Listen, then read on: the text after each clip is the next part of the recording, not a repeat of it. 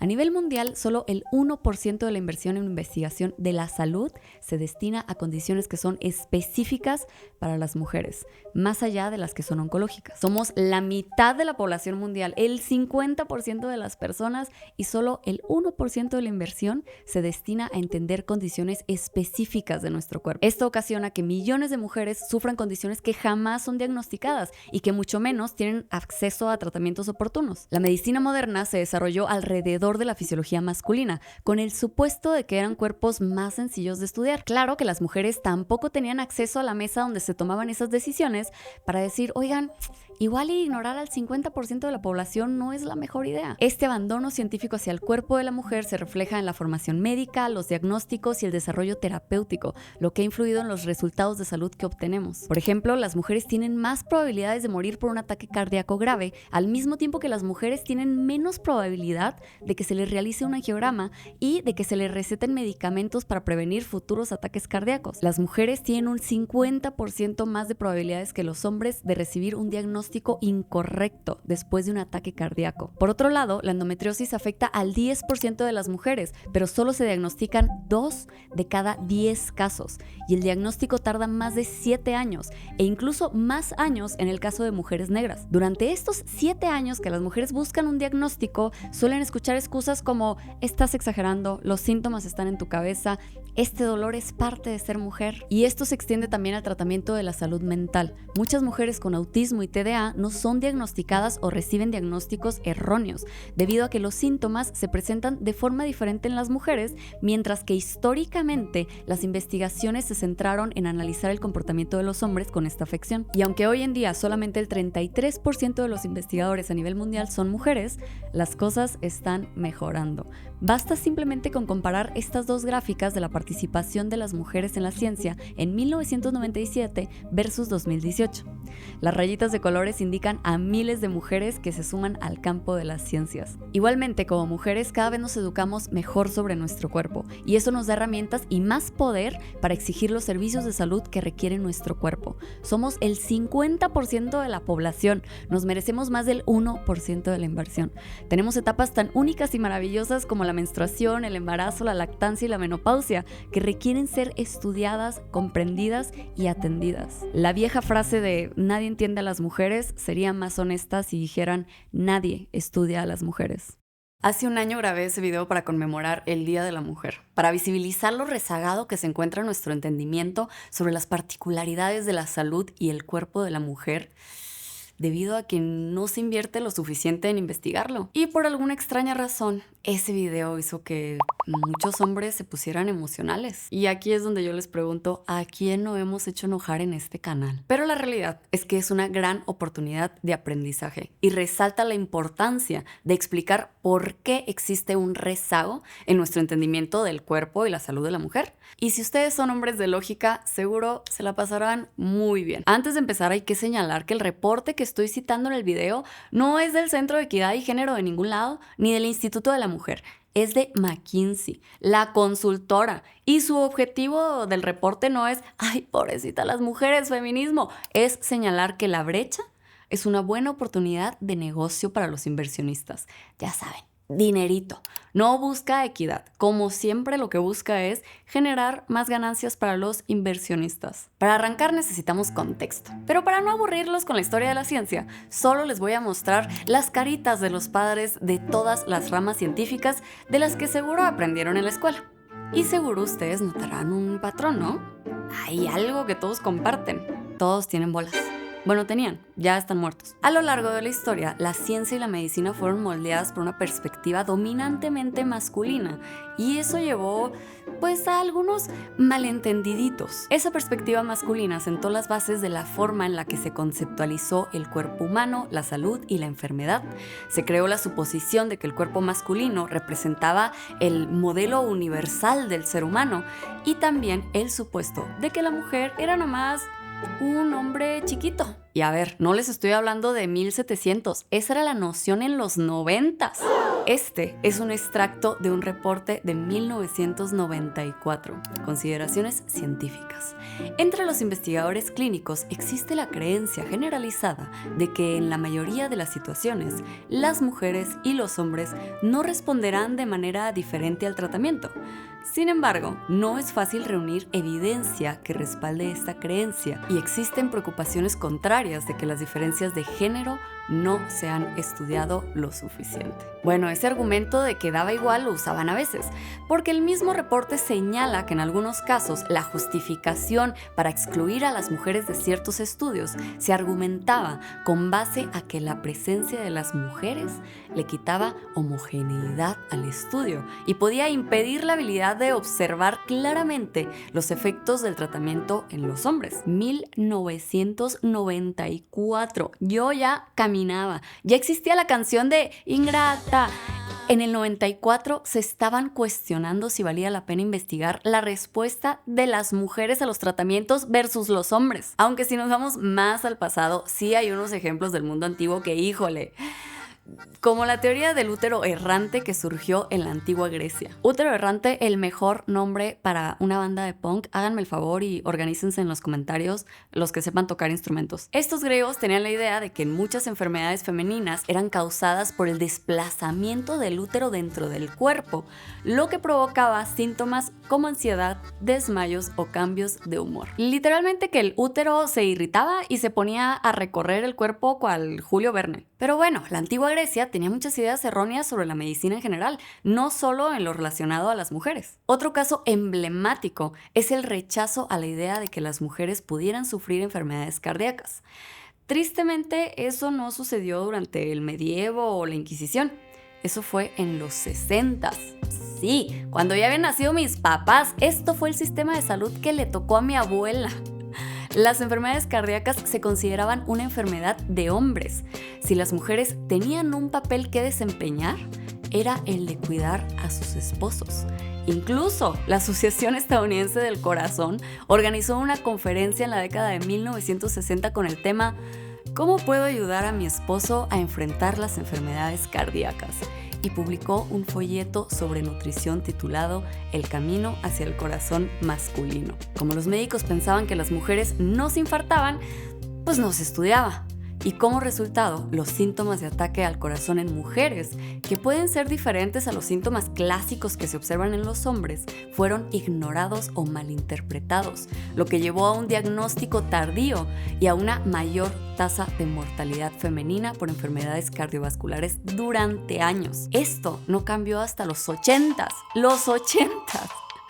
Aún hoy en día seguimos pagando los platos rotos de este rezago. En este estudio del 2022 se encontró que las mujeres que llegaron a emergencias con dolor de pecho tenían que esperar en promedio 11 minutos más para ver a una enfermera o a un doctor en comparación con un hombre que llegara a emergencias con el mismo dolor de pecho. También se encontró que la probabilidad de que la mujer recibiera un electrocardiograma para revisar un posible ataque al corazón era menos probable y también una menor probabilidad de ser hospitalizadas en comparación con los hombres. Hasta Grey's Anatomy hace referencia a este problema que sigue existiendo hoy en día. You talk to a woman having a heart attack this way. Believe me, if you were having a heart attack, I would not. I am having a heart attack, and I'm not going anywhere until you do a full cardiac workup. En otros estudios también se encontró que las mujeres tienen menos probabilidad de ser referidas con un especialista o que se les realicen las pruebas diagnósticas para detectar la enfermedad de las arterias coronarias, que es la causa de la mayoría de los ataques cardíacos. En una revisión del 2020 se encontró que los ensayos clínicos con enfoque cardiovascular realizados entre el 2010 y 2017, las mujeres representaron solo el 27% de los participantes. Eso podría explicar por qué cuando las mujeres reciben medicamentos o procedimientos quirúrgicos para esta afección, tienden a tener peores resultados que los hombres. Este estudio del 2023 encontró que las mujeres tienen más del doble de probabilidad de morir después de un ataque cardíaco en comparación con los hombres en la misma situación. Recordemos que las enfermedades cardíacas son la principal causa de muerte tanto para hombres como para mujeres, pero la brecha de información es tan grande que cuando una mujer comienza a presentar síntomas de un posible ataque cardíaco, espera hasta 54 horas en promedio antes de buscar atención, comparado con 16 horas en los hombres. Y como ya lo vimos, cuando ellos llegan a la sala de emergencias, reciben atención más rápida y más amplia. La farmacología no se quiso quedar atrás, ¿o sí? Más bien sí se quiso quedar atrás, ya que como lo platicamos, durante años se asumió que los medicamentos funcionaban de la misma manera en hombres y mujeres, sin considerar diferencias en metabolismo, composición corporal o efectos hormonales. Bajo ese supuesto, se estudiaba a los hombres y se generalizaba para las mujeres. Esta situación empeoró después del lamentable incidente de la talidomida, que marcaría la investigación en mujeres durante décadas. El incidente sucedió entre los 50s y 60s y recuerdo clarito haber visto esto en la carrera como un recordatorio de lo delicado del trabajo del profesional de salud para garantizar la seguridad de los tratamientos. La talidomida fue un medicamento que se recetó como sedante y para tratar las náuseas en mujeres en las primeras etapas del embarazo. El problema es que se recetó sin haber sido suficientemente probado. En ese tiempo se tenía la creencia de que el medicamento no atravesaría la barrera placentaria, por lo que no podía afectar al producto, ni siquiera fue probado en animales con embarazo. Tristemente, con los años y la acumulación de personas afectadas, los médicos comenzaron a notar un aumento en el número de niños que nacían con un conjunto poco común de deformidades, principalmente malformaciones en las extremidades. Por lo menos 8,000 niños fueron afectados. Ahora, ante esta tragedia se puede responder de diferentes formas.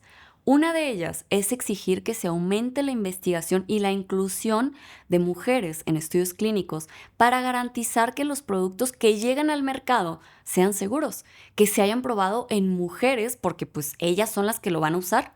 La segunda es evitar que las mujeres participen en estudios clínicos para protegerlas de los posibles efectos secundarios de los mismos, especialmente a las mujeres embarazadas.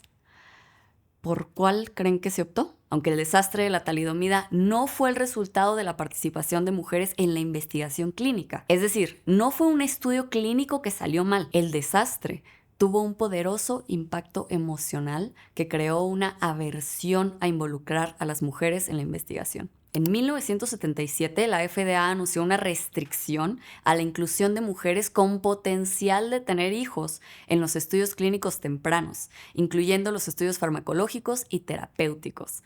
Sí, así de general, mujeres con potencial para tener hijos.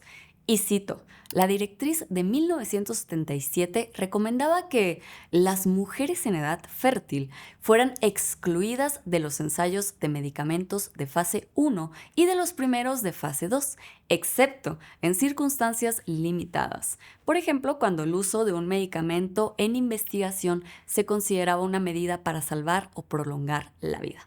Por ejemplo, en el caso de las terapias contra el cáncer, la directriz definía en términos generales a una mujer en edad fértil como una mujer premenopáusica capaz de quedar embarazada. En la definición se incluían a las mujeres que no buscaban ni siquiera quedar embarazadas, que utilizaban anticonceptivos orales, inyectables o físicos, las mujeres que eran solteras, las mujeres cuyas parejas ya habían recibido una vasectomía o utilizaban anticonceptivos físicos. Eso sí, las mujeres presas podían ser excluidas de la restricción de la directriz porque no estaban en el entorno apropiado para quedar embarazadas. Esos señores casi que dijeron, todo eso que toca la luz no lo puedes inscribir en los estudios.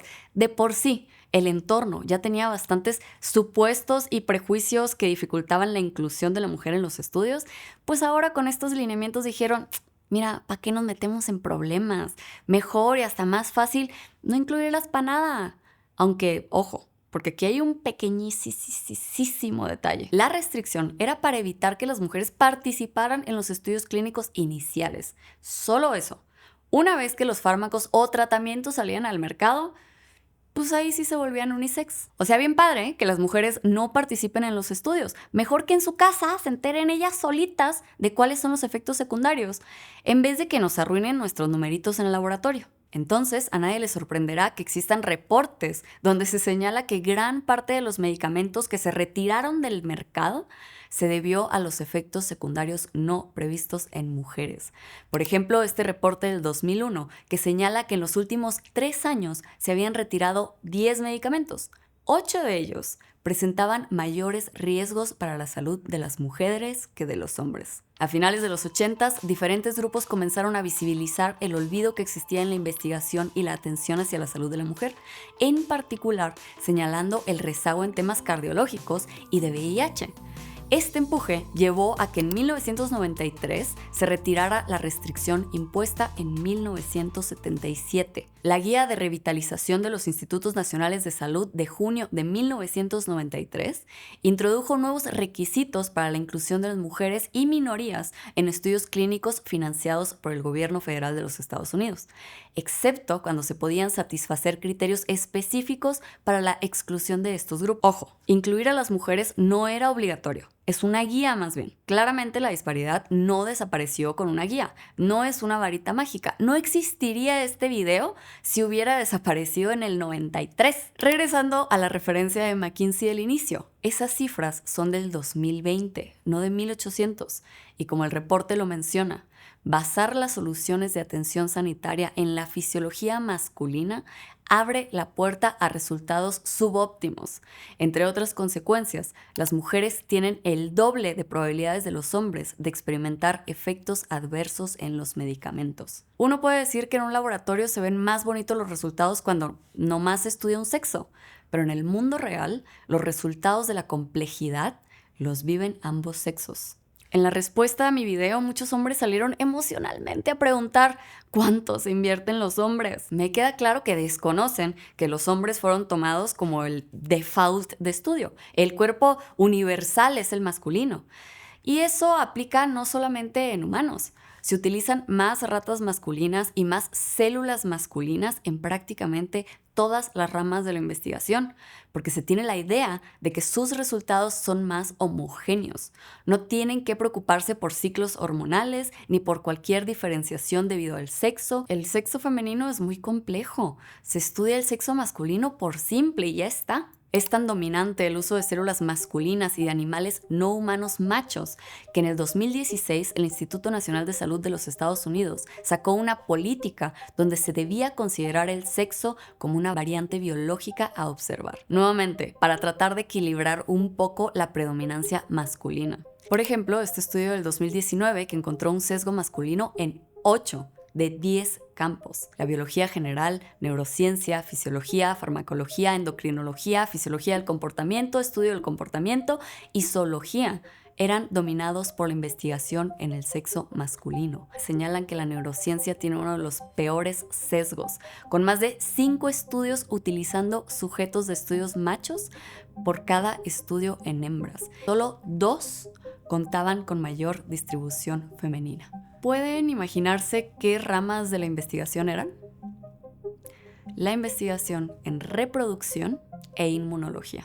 Y dato curioso, ya que estamos hablando de este interés tan grande que siempre se tiene en la fertilidad y reproducción de las mujeres. Para eso sí, nos analizan hasta abajo de las uñas. En el siglo XIX, algunos científicos argumentaron que las mujeres no debían recibir educación porque pensar consumiría la energía que el útero necesita para reproducirse. ¿La prueba? Las mujeres educadas tenían una tasa de natalidad más baja. El uso predominante de investigación en sujetos masculinos se ha encontrado en estudios de investigación preclínica con animales sobre dolor, enfermedades cardiovasculares, diabetes y métodos quirúrgicos. En la literatura, el 80% de los estudios que especificaron sexo utilizaron solo machos para temas quirúrgicos. La política de inclusión del 2016 ha generado avances. Este gráfico muestra el cambio en la inclusión de cada uno de los sexos o los estudios en ambos sexos. 2019 mostrando una mejoría en la distribución de los estudios. Incluso con este avance que se ha logrado, una de las razones principales citadas de por qué no se utilizan animales o células femeninas es porque se podría aumentar la variabilidad o son mucho más complejas. Yo personalmente, si tuviera un organismo más complejo, pensaría que es un organismo al que hay que estudiar más en vez de dejarlo de lado. Pero esas son solo mis ideas. Las cosas están mejorando en la investigación científica con modelos animales o celulares. Sin embargo, aún queda mucho por hacer. De vuelta con los humanos, como lo hemos venido platicando, la tendencia se mantiene de forma similar. No solo en el área de la cardiología, sino también en el importante área de la diabetes. Existen diferencias de sexo en el riesgo de desarrollar diabetes tipo 1 y tipo 2, al igual que en el riesgo de desarrollar complicaciones asociadas a la diabetes.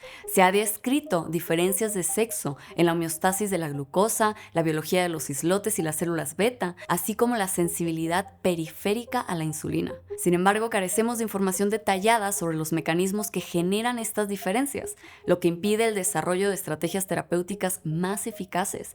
Y eso se empeora cuando no se tiene investigación suficiente en ambos sexos. Este estudio del 2024 analizó las consideraciones de sexo en los estudios de diabetes realizados en los últimos 20 años. Su análisis encontró que menos del 15% de las publicaciones analizaban las diferencias de sexo y que los estudios de un solo sexo eran el 40% de todas las publicaciones, de los cuales más del 87% utilizaban únicamente sujetos de estudio masculinos. Para tener una fotografía más panorámica, otro estudio, esta vez del 2020, analizó la inversión en diferentes enfermedades tomando en consideración la gravedad de cada enfermedad. Por ejemplo, no le vas a invertir millones a las cortadas de dedo, pero al cáncer sí. El cáncer sería considerado como más grave o con mayor carga. Lo que encontraron fue que de forma desproporcionada la inversión favorecía los padecimientos de hombres.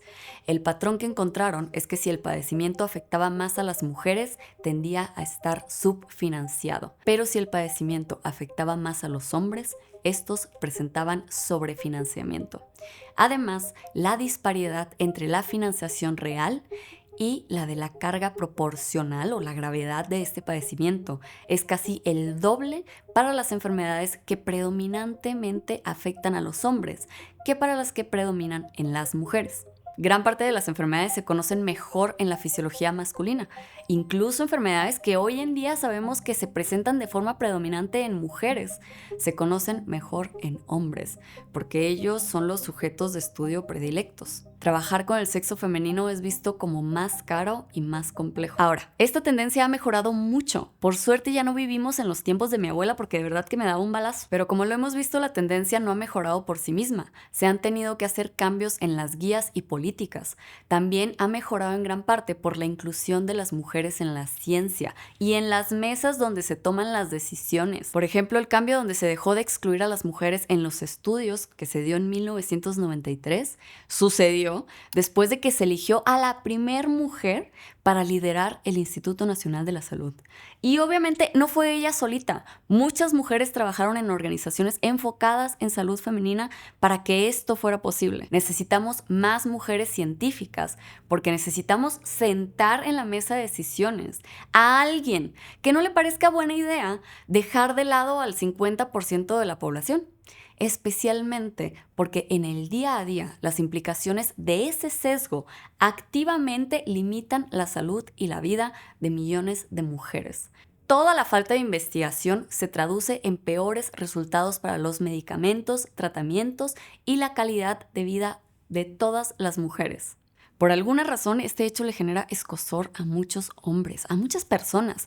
A mí, la verdad, eso me huela la cabeza. Por ejemplo, este señor que piensa que pedir que se invierta en salud para la mujer es querer alterar las bases de la medicina, mencionando que lo que presento es mi antojo, gusto y creencia personal. Amigo, yo entiendo que no estés familiarizado con la historia de la ciencia y la medicina, pero tu ignorancia no hace que mis datos se conviertan en opiniones.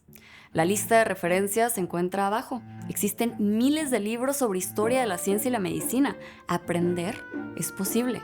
Hay mucho que aprender. En esta pieza yo omití muchos eventos, casos y datos para mantenerlo breve.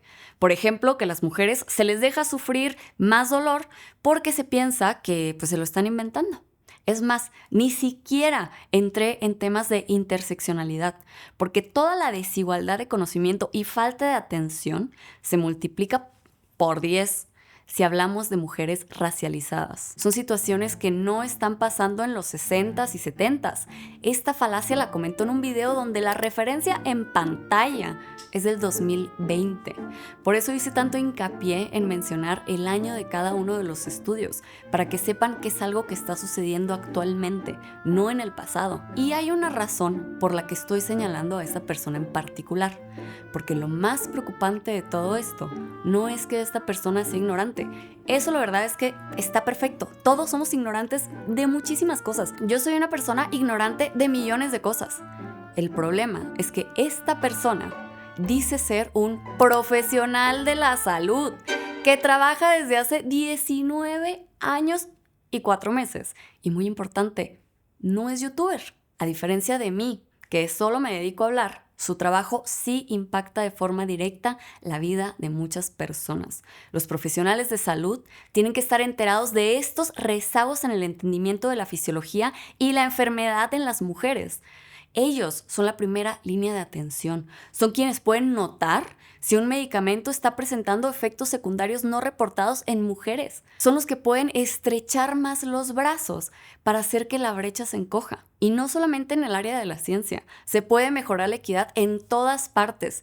Las mujeres tienen menos probabilidades de recibir reanimación cardiopulmonar que les salve la vida después de un paro cardíaco. A la mayoría de las personas se les enseña a realizar primeros auxilios en estos muñecos horribles que representan la fisiología masculina y no una femenina. Las personas no saben lidiar con la maniobra cuando no es un pecho completamente plano.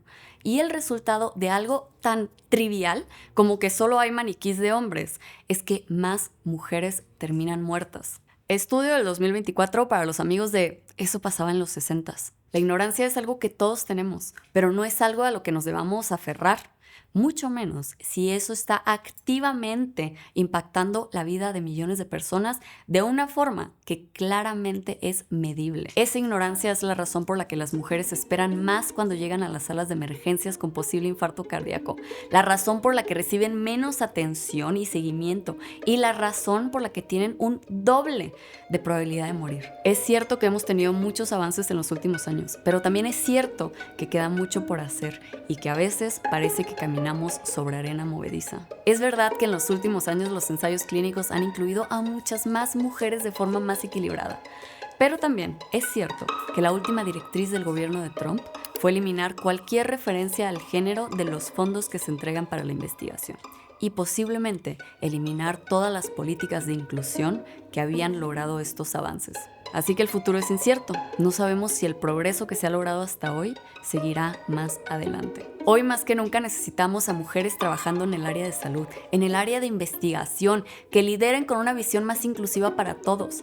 Necesitamos más manos que digan, ¿qué tienes si las mujeres son más complejas? Yo tengo tiempo para estudiarlas. Yo voy a poner ese esfuerzo extra. Yo voy a descubrir lo que se esconde detrás de esa complejidad. Y posiblemente no va a ser sencillo.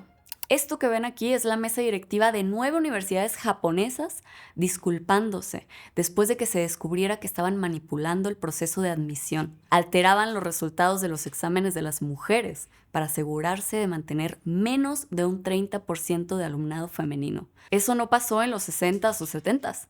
Eso le pasó a morras ahorita, que les fue bien en su examen, que debían haber sido aceptadas y que se les cerró la puerta. Puede que no sea sencillo, pero créanme que el mundo las necesita. No solamente para el beneficio de las mujeres, los hombres también se benefician. 2 estudios mostraron que somos buenas cirujanas. Las personas que son operadas por mujeres tienen menos probabilidad de experimentar complicaciones o necesitar mayores cuidados posteriores. Necesitamos más mujeres en la ciencia y la salud, más mujeres participando de forma activa en la sociedad, más mujeres que se sientan seguras de salir a la calle, de poder quedarse hasta tarde a estudiar sin miedo de qué va a pasar cuando salgan. Principalmente más mujeres que puedan hacer lo que se les dé la gana. Espero les haya gustado el video de hoy. Yo la verdad me quedo con un nudo en la garganta, pero feliz de tener la oportunidad de dar luz a estos temas y con mucha seguridad de que el avance no se va a detener, porque no nos vamos a parar. Y si este video les genera escozor, como siempre, les recomiendo darse una vuelta por las referencias. Yo aquí me dedico a leérselas letra por letra, pero hay mucho que no pude incluir y vale la pena entenderlo a detalle. Quiero agradecer a mis Patreons por apoyar este proyecto de divulgación y ser las personas que sí se darían el tiempo de estudiar un organismo complejo. Y recuerden que si se suscriben al canal voy a ir personalmente a sus casas a darles un abrazo.